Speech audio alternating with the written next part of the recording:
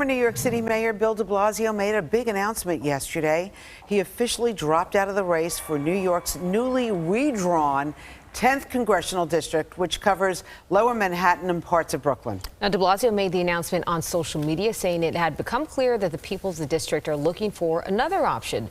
So what are his plans now, and who might he back in this race? Well, Bill de Blasio back in the studio of Good Day New York. Nice to have you back. It is great to be here. So what happened? I think everybody was kind of shocked that you dropped out of the race a month before the election, the primary.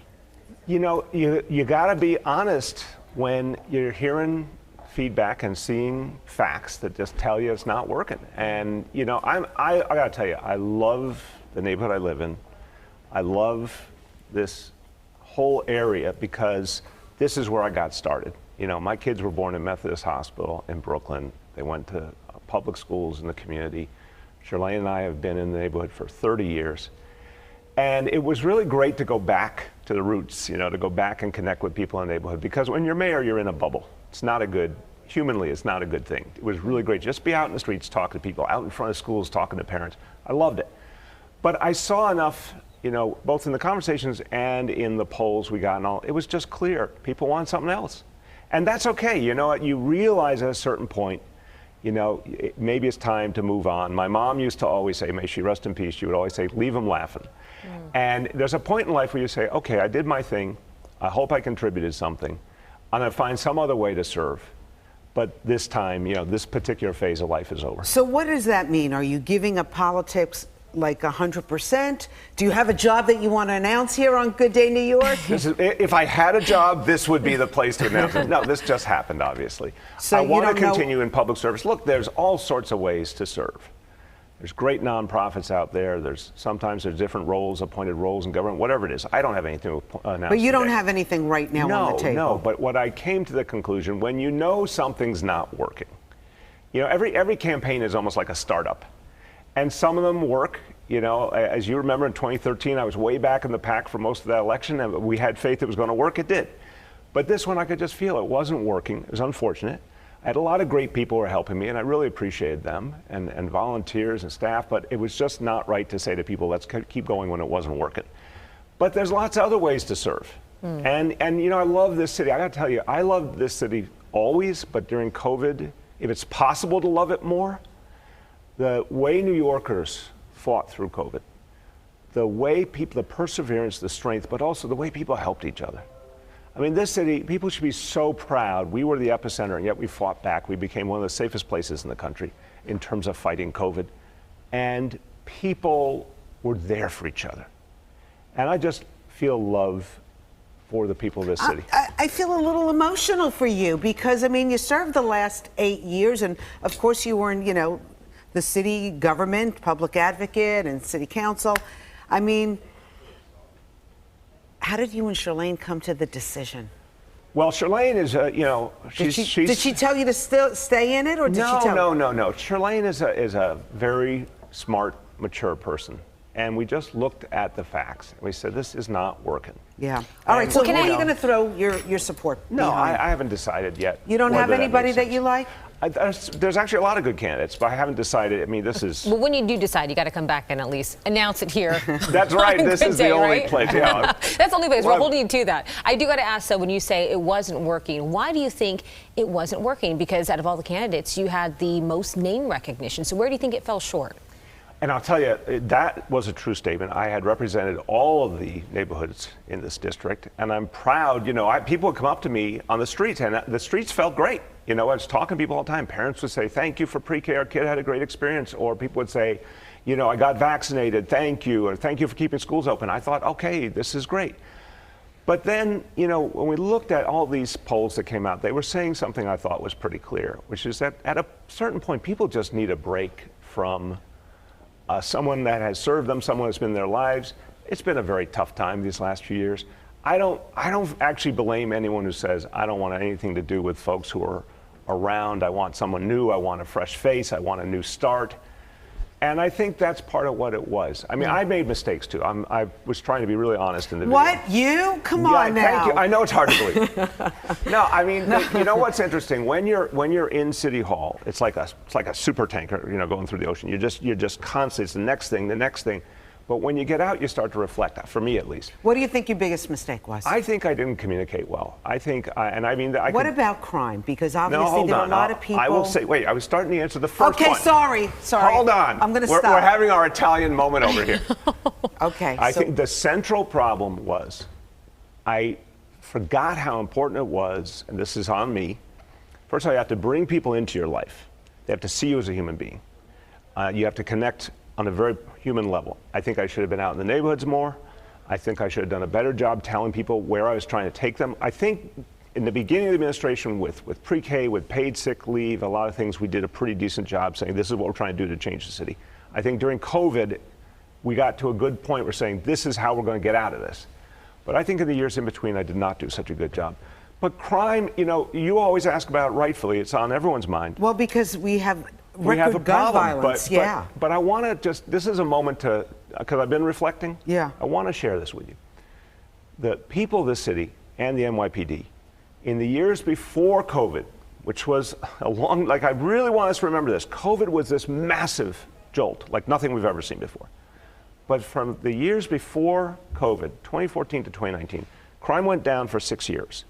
The bond between the people in the NYPD strengthened. Very important point. And I took my cues always from people like Bill Bratton and Jimmy O'Neill, who I thought were extraordinary leaders.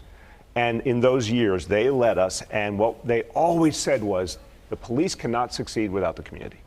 I really want to emphasize this. If this is one of my last chances to talk to people about it, I really want to do that.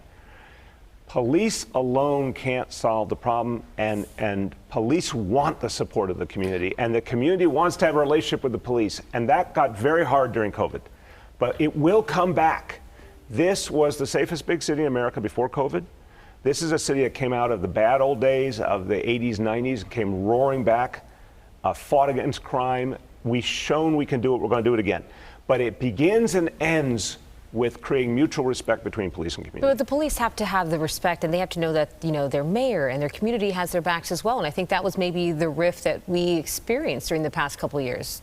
Correct me if I'm wrong. I think it's more than that, because I think what happened in the last few years was total breakdown of society. I know, but there was the defund the police. But that was a very small moment and a small movement. The vast majority of New Yorkers. Well, it was a loud movement. For a period of time. It got a lot of attention. For a very brief period of time. I respect what you're saying, but I really want to put it in perspective. You can't say for 6 years before a global pandemic, we had a model of neighborhood policing that worked. No one denies it worked. No one denies that crime went down and we were the safest big city in America. Then there's a pandemic, everything gets crazy, and the tensions between police and community grew, in part because of horrible tragedies like the killing of George Floyd. And that's a lot when people were pent up inside, had seen so much death in their families, so many people lost. So much happened there. No one deserved it. Police didn't deserve it. Community members didn't deserve it. But I want to just say, I want us not to think that that is forever, because it's not.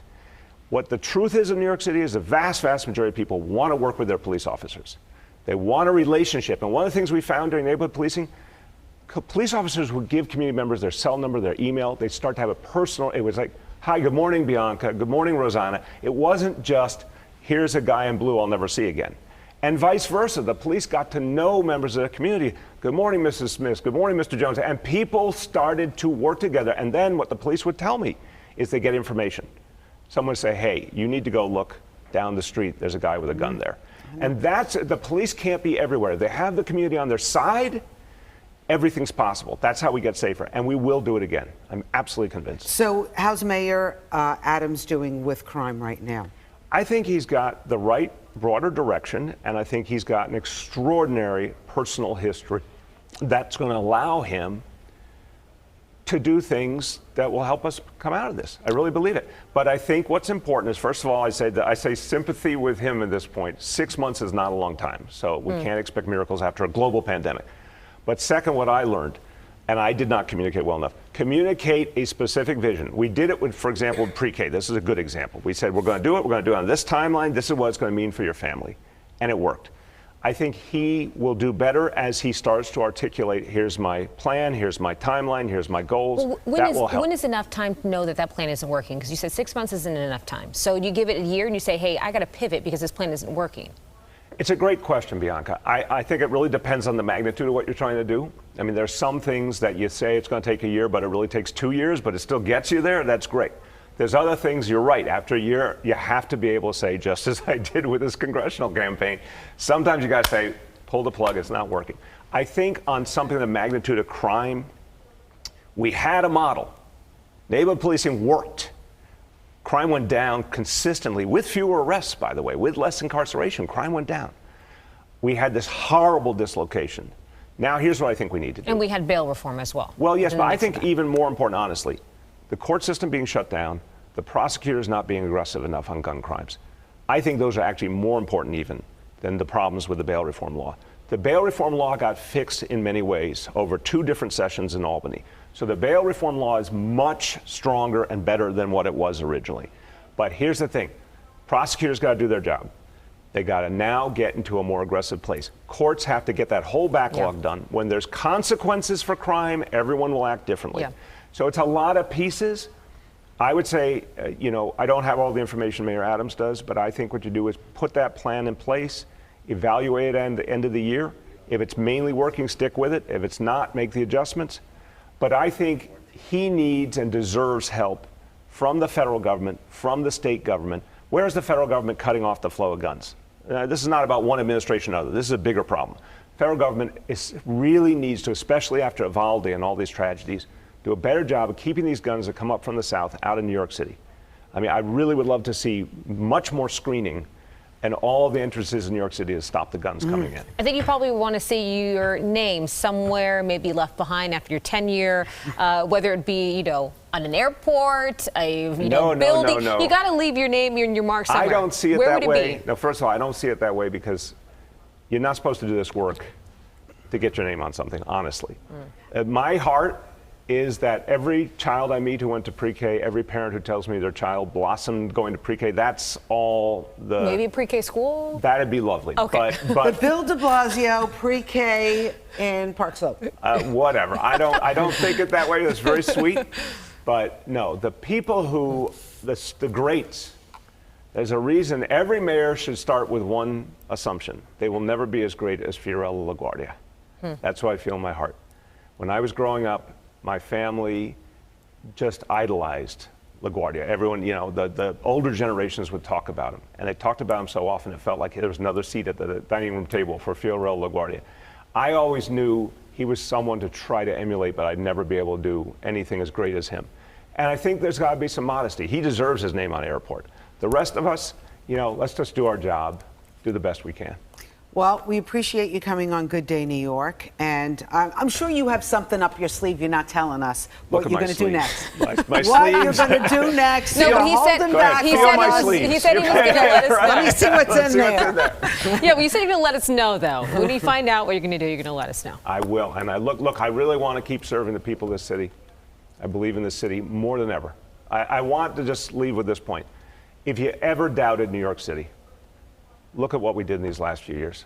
People were about as strong, about as good-hearted towards each other. You could not ask more. This is the greatest city in the world for a reason. It's the people. It's the buildings are lovely, all that. The people. There is no one in the world as wonderful as a New Yorker. And that is what makes me proud of this place. Bill de Blasio, thank you so much. Good luck in your next new chapter. And we always appreciate you Right here in my sleeve. Look a little bit closer, Rosanna. All right. I'm going to check him out before he leaves. We'll be right back.